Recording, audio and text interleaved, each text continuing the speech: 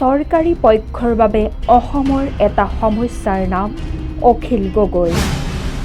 অখিলৰ মুক্তিৰ দাবীত ৰুগীয়া মাতৃৰ হিয়া ভগা ক্ৰন্দন।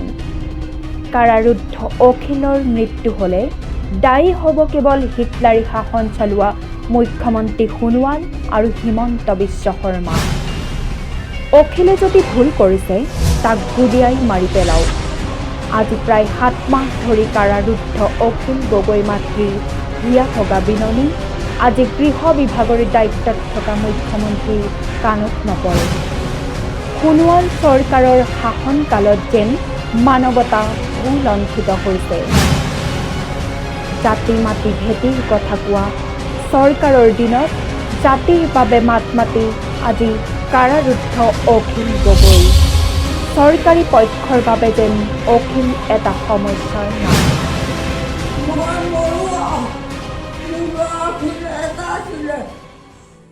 ধ্বংস কৰি দিছে তেহেঁতৰ ভোটৰ কাৰণে।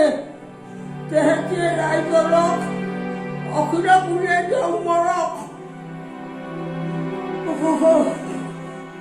তেহেঁতি মোকে এইবোৰ হেৰি কৰিছে। তেহেঁতৰ নাই তেহেঁতি অখিলক মাৰি পেলাওক। তেহেঁতি মাৰি পেলাওক। হিমন্তই সেই সোণোৱালয়ে দেখুৱাওক। তেহেঁতি এইবোৰ এনেই হেৰিবোৰ দেখুৱাই তাক ৰাখি থৈছে।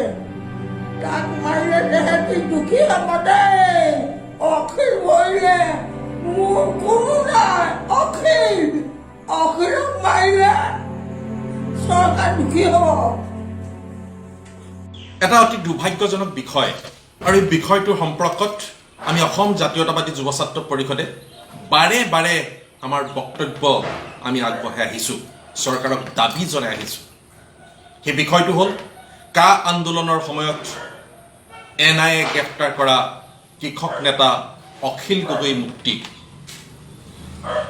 চৰকাৰখনে আক্ৰোশমূলকভাৱে ইয়াৰ পৰৱৰ্তী পৰ্যায়ত এটাৰ পিছত আন এটা গোচৰ জাপি দি আজি পৰ্যন্ত অখিল গগৈক কাৰাগাৰত আবদ্ধ কৰি ৰাখিছে।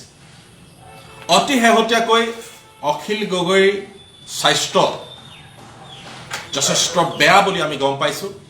তেওঁ জ্বৰ আৰু কাহ হৈছে। আজিৰ তাৰিখত জ্বৰ আৰু কাহ হ'লে স্বাভাৱিকতে COVID-19 পজিটিভ বুলি মানুহে সন্দেহ কৰে।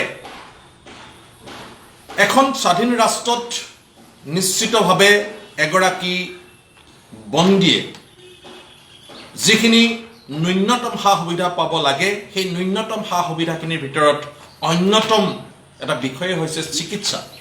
এনেধৰণে চিকিৎসা তেওঁলোকক নিদি নিশ্চিতভাৱে এখন স্বাধীন ৰাষ্ট্ৰই বা স্বাধীন ৰাষ্ট্ৰৰ চৰকাৰে মই ভাবোঁ ই সঠিক কাম কৰা নাই। আৰু আমি বাৰে বাৰে এই কথাকে কৈ আহিছোঁ যে অখিল গগৈক বিনা চৰ্তে মুক্তি চৰকাৰে দিব লাগে। আৰু তাৰ লগে লগে যিটো ন্যায়িক যিটো কাৰ্যব্যৱস্থা আমি অসম জাতীয়তাবাদী যুৱ ছাত্ৰ পৰিষদে আকৌ কৈছোঁ, এই ন্যায়িক ব্যৱস্থাটোত যদি অসম জাতীয়তাবাদী যুৱ ছাত্ৰ পৰিষদে আমাৰ সাধ্য আৰু সামৰ্থ্য অনুযায়ী কৰিব লগা আছে নিশ্চিতভাৱে আমি সেইখিনিও কৰিম। মুঠৰ ওপৰত অখিল গগৈ মুকলি আকাশৰ তললৈ অহাটো আমি অসম জাতীয়তাবাদী যুৱ ছাত্ৰ পৰিষদে বিচাৰোঁ।